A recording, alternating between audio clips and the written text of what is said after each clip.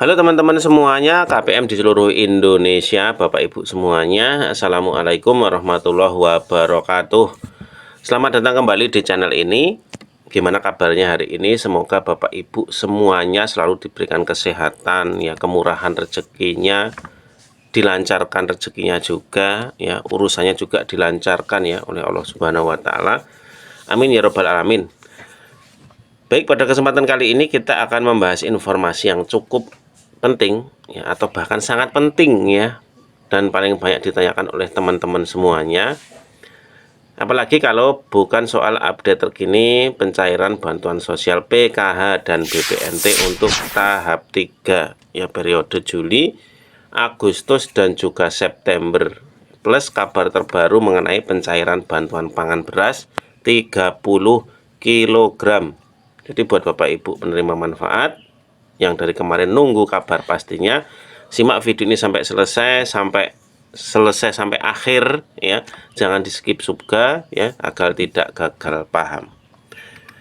Baik, oke, langsung aja di sini untuk poin yang pertama ya, berdasarkan keterangan resmi dan siaran pers dari Kemensos yang disampaikan langsung oleh Menteri Sosial ya, Bapak Saifullah Yusuf atau sering kita kenal dengan nama Gus Ipul ya. Ini penyaluran bansos PKH dan BPNT tahap 3 sudah resmi bergulir. Dan dari data Kemensos, bantuan PKH tahap ini sudah tersalur ke lebih dari 7 juta keluarga penerima manfaat atau KPM. Sedangkan untuk BPNT atau program sembako ini angkanya sudah menembus lebih dari 12 juta KPM Bapak Ibu. Tapi pasti di antara Bapak Ibu ada yang bertanya-tanya, kenapa saldo KKS saya masih kosong ya. Tapi di tempat lain itu sudah ramai dicairkan gitu ya.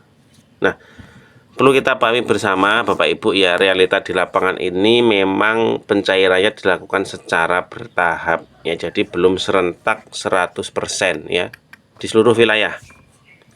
Ada beberapa wilayah atau beberapa KPM yang saldonya ini sudah masuk, tapi sebagian besar lainnya masih dalam proses antrean termin penyalurannya Bapak Ibu.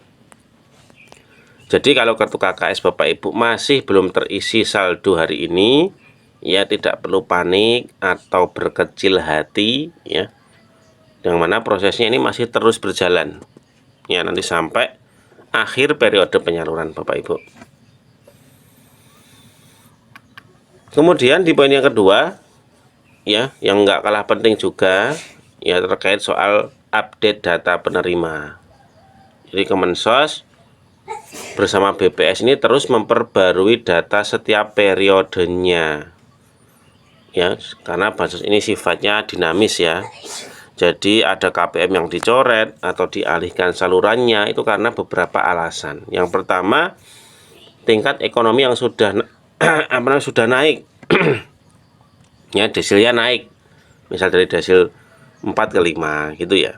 Kemudian ada penerima yang meninggal dunia atau pindah domisili ya. Yang ketiga, sudah tidak memenuhi kriteria lagi ya, maksudnya mungkin ada keluarganya yang sudah jadi ASN atau P3K gitu ya. Kemudian punya investasi lain, misalkan punya tanah di mana gitu ya, dan lain sebagainya.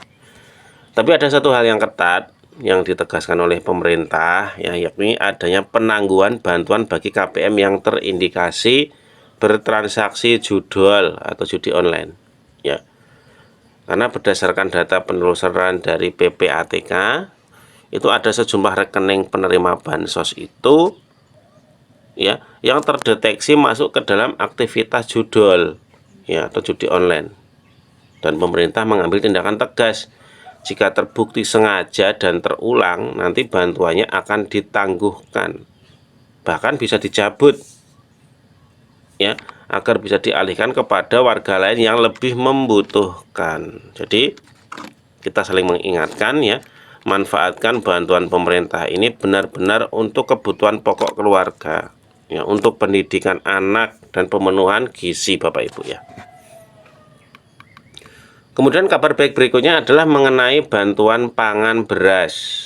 Jadi pemerintah melalui Badan Pangan Nasional ini merencanakan penyaluran beras sebesar 10 kg per bulan untuk alokasi 3 bulan sekaligus ya. Jadi KPM yang terdata akan menerima total 30 kilo beras. Ini rencananya akan diluncurkan atau dilaunching nanti bertepatan di momen kemerdekaan Republik Indonesia. Jadi tanggal 17 Agustus nanti Bapak Ibu. Dan penyalurannya nanti akan dilakukan bertahap lewat koperasi desa atau Kopdes, atau di titik-titik komunitas seperti ada kantor desa dan kelurahan seperti itu Bapak Ibu. Nah, kemudian saran penting buat Bapak Ibu semuanya yang mau cek saldo KKS, PKH atau BPNT ya, yang mana di cuaca yang lagi panas seperti ini ya, itu jangan bolak-balik ngecek ke mesin ATM atau agen. Kalau jarak rumahnya itu jauh ya, kasihan tenaga dan ongkosnya juga Bapak Ibu. Bapak Ibu bisa memanfaatkan aplikasi mobile banking ya, sesuai bank penyalur KKS-nya. Misalkan kalau BRI ya pakai aplikasi Brimo ya. Kalau BNI gunakan Wonder by BNI.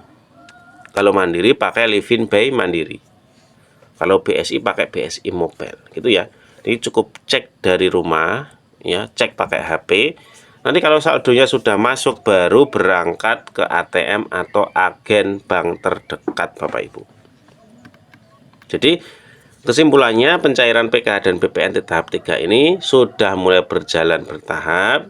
Ya, tetap sabar, pantau terus informasi resmi dari pendamping sosial PKH di daerah Bapak Ibu masing-masing ya, dan rutin cek berkala lewat aplikasi mobile banking Bapak Ibu.